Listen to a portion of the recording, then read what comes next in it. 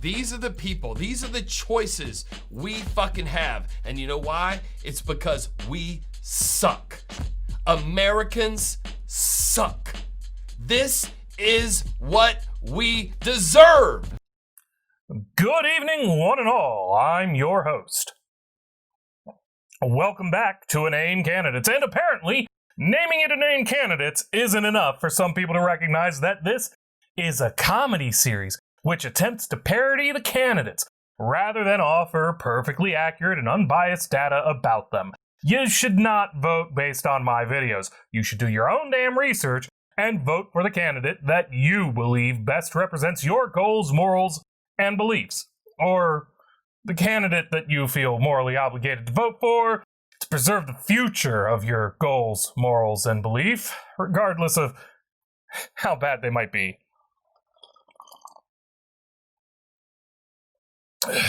If you're here, it's supposed to be for a laugh, maybe even a giggle. That has always been my goal. I will not lie about a candidate, and I will do my best to accurately represent their beliefs when I talk about them. However, this is a comedy show. Hyperbole will be used. Live with it! Where were we? Oh, right. The obligatory recap. In this series, we're going to examine presidential candidates, independent or third party. Trump and Biden will get plenty enough attention for me to leave them alone. And we're going to do so from the fantasy world where Americans adopted a ranked choice voting system. Every candidate starts at the top and then falls as we examine them. From the introduction, we have Biden in the top slot as the third worst candidate to run for president, followed by Trump as the worst president of America.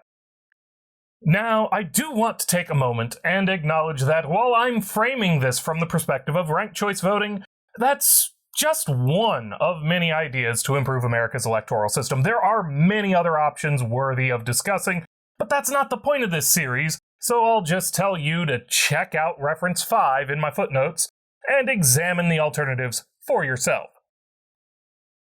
With all of that out of the way, let's talk about Don Blankenship, hero of the Constitution Party, ex-convict, and former mining mogul. You may remember Don from his politics and profiles on The Daily Show, Stephen Colbert's A Late Show, and Last Week Tonight. I'm not gonna lie, I thought it was a little weird for the TV news to be focusing on a candidate who came in third in a primary. But once you meet Don Blankenship, you understand that this guy might not be newsworthy, but he was definitely great TV. How is it that this man is such great TV that he shows up on 3 of the top libtard comedy news shows? Well, he's most famous for exploding coal mines, going to prison, and a bizarre Senate primary campaign that fused these two things into the most befuddling political ad to appear in American history. Politicians are running a lot of crazy ads. They blew up the coal mine and then put me in prison. Now they're running ads that say the coal mine blew up and I went to prison. There's no surprise there. Full disclosure, he was only found guilty of conspiring to willfully violate mine safety standards and not found to be responsible for the 2010 Big Branch mine explosion that spawned the investigation leading to his conviction. All of this, as the ad shows, has led Don Blankenship to proclaim himself an American political prisoner, on the theory, of course, that federal officials and his political opponents conspired to fabricate all charges against him.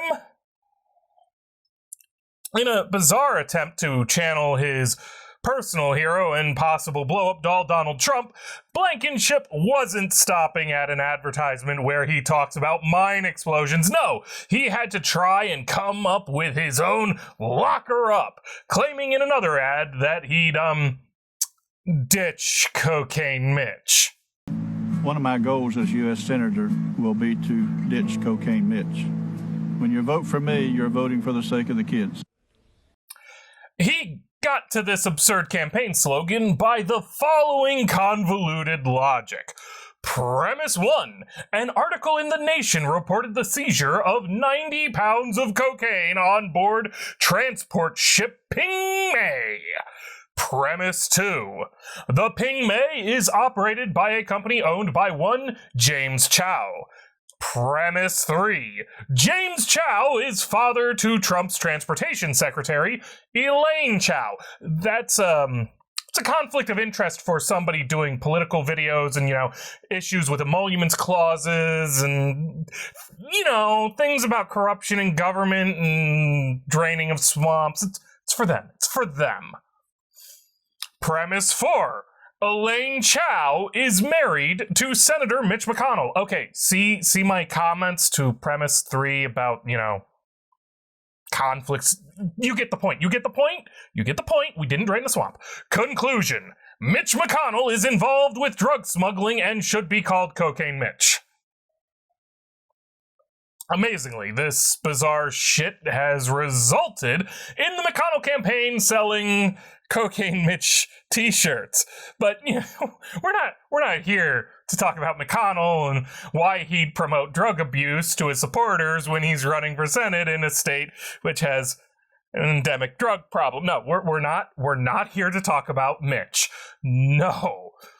We're here to stare slack-jawed at a man who thinks it's logical to blame McConnell for his wife's father's company's cargo ship's cargo, which the company may not have even known about. This is 6 degrees of drug dealing, for crying out loud. But, enough about the man's lack of personal integrity and status as a unrepentant criminal. Where does Don stand on the issues? Where is his platform? What does his platform look like?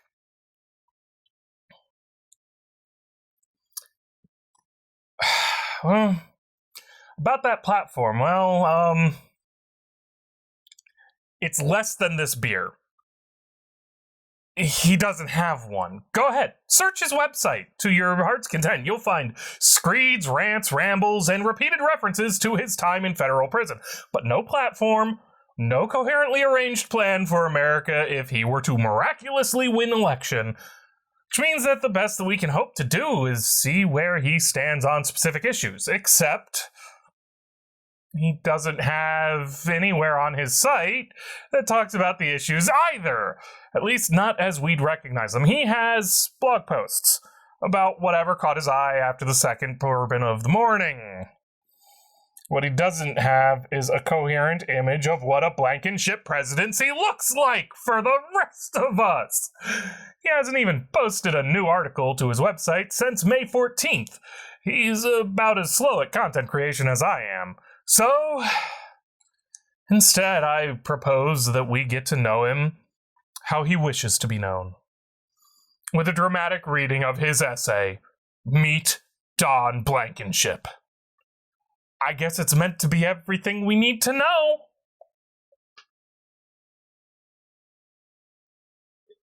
His father-in-law is extremely wealthy and runs a shipping company and owns some ships in China, and he's very well connected in China. I don't have any problem with Chinese people, Chinese girlfriends, Chinese anything, but I have an issue when the father-in-law is a wealthy China person. My life, like most of yours, has had its ups and downs. My father and my mom each worked 80 to 90 hours per week, which taught me to be independent at a very young age. As the saying goes, we were poor but didn't even know it. We had an outhouse that was nicer than the one most of our neighbors had. We always had shoes. My mom was a McCoy, although not directly related to those feuding with the Hatfields in the hills of Kentucky, where I was born. My early years were occupied by baseball, pumping gasoline into coal miners' cars at our family gas station, and watching Gunsmoke, Andy Griffith, Bonanza, Wagon Train, and Rawhide. That is, after we got our first television when I was 7 years old. The town I lived in most of my life for the first 18 years was Delorme, West Virginia. Population of 400 at the time, now maybe about 200. My first 6 years of schooling was at Delorme Grade School. It too had an outhouse, but the water system was better than at our home. It had a hand pump, so you didn't have to use a bucket to get the water out the well. The three things I remember most were the pot-bellied coal stove, the fact that you could only use 2 perforations of toilet paper, and there was 6 of us in my grade and 36 in all the 6 grades. I also remember that all 36 of us would line up outside the school most mornings to sing God Bless America and say the Pledge of Allegiance. Later, when I went to middle school, high school in Matawan, West Virginia, there were 700 students and 119 in my class. I remember being scared that I would get lost changing classes, but I never did. I managed to graduate second in my class. Though I didn't want to be, I was elected president of the student body. My first political experience. The school had steam radiator heat, which was fueled by coal furnace, drinking fountains, also fueled by the coal furnace, and indoor toilets, mostly fueled by the, cafeteria. Next, it was on to Marshall University. I was there when the football team was killed in the plane crash in 1970, but I wouldn't go and use that as some way of talking myself up here. No, this is just background material. You're not supposed to use that tragedy to. I'm ad-libbing again. I'm sorry. This is supposed to be Don Blankenship's words, not mine. Ain't no supposed to be commentary here. This was my first experience with a horrific tragedy. Of course, the worst tragedy of my life was the day of the Macy mine explosion on April 5th, 2010. I also have vivid memories of the day President Kennedy was shot, and of course, of 9/11. Those were 3 heartbreaking days, to be sure. And serve no purpose in my story here, other than to tell you I know heartbreak. I'm using these tragedies to build up my political career. I'm sorry, I'm not supposed to be ad-libbing. I'm supposed to be reading off the teleprompter like a proper Democrat. At Marshall, I skipped most classes and attended, but still managed to get a 4-year degree in 3 years. The first summer break, I worked washing cars, and in later summers, I worked in the coal mines to pay my tuition. I graduated in 1972 without honors, but took the CPA exam and passed all 4 parts the first time.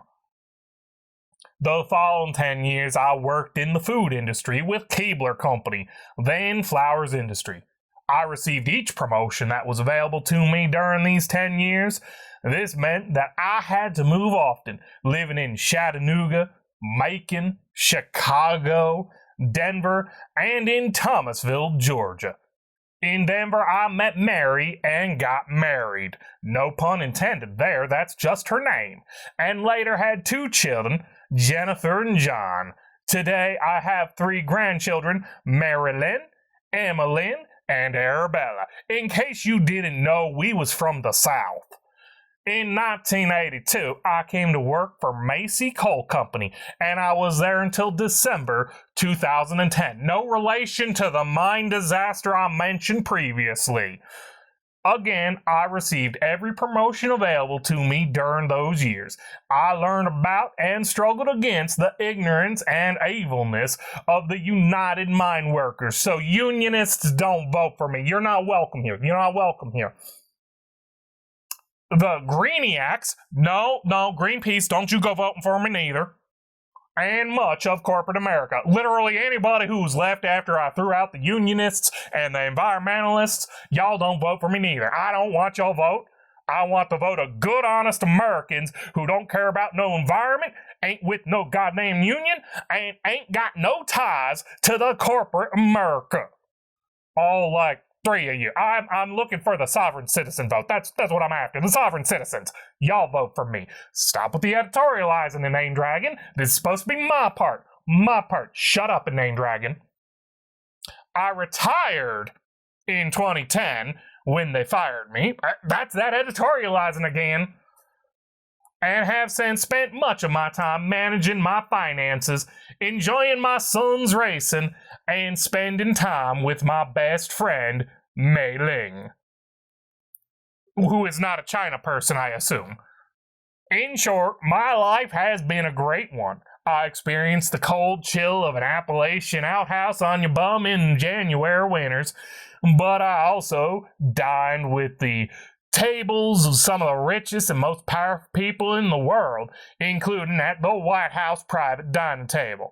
Hopefully, I can communicate to you my wide range of life experiences and what they have taught me, and in doing so, I can make a small contribution to saving our country.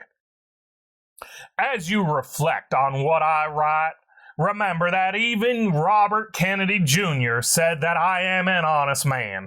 You should also know that I hold not only the liberals of the media, the union, and the environmental movement responsible for the plight of our country, but also those who call themselves conservatives who oversee corporate America. Many of those corporate executives too often place the pledge they sign each quarter to comply with Sarbanes-Oxley above their much more important pledge of allegiance to the United States and to all that it stands for. Since the initial development of this website, I was indicted by now former United States Attorney Booth Goodwin in the Southern District of West Virginia and charged with conspiracy to willfully violate mine safety laws, falsifying Security and Exchange Commission filings, and issuing a false press release. The charges carried a maximum sentence of 30 years in prison. After a trial that lasted for 27 days, which was worse than 9/11, the jury then deliberated for 2 weeks, which was worse than when JFK got shot. Before reaching a verdict, I was found not guilty, hallelujah, of all felonies and guilty of a single misdemeanor charge of conspiracy with no intent to defraud these United God blessed states of goddamn blessed America. The trial judge, Irene Berger, sentenced me to the full maximum, 1 year in prison, a $250,000 fine, and 1 year probation. I really felt that in my millions of dollars.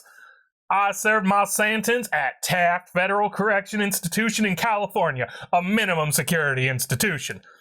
Thank you all for visiting this website.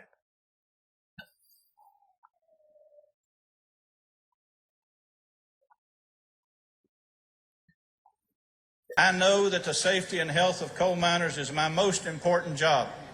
I don't need Washington politicians to tell me that, and neither do you. No, thank you, Don.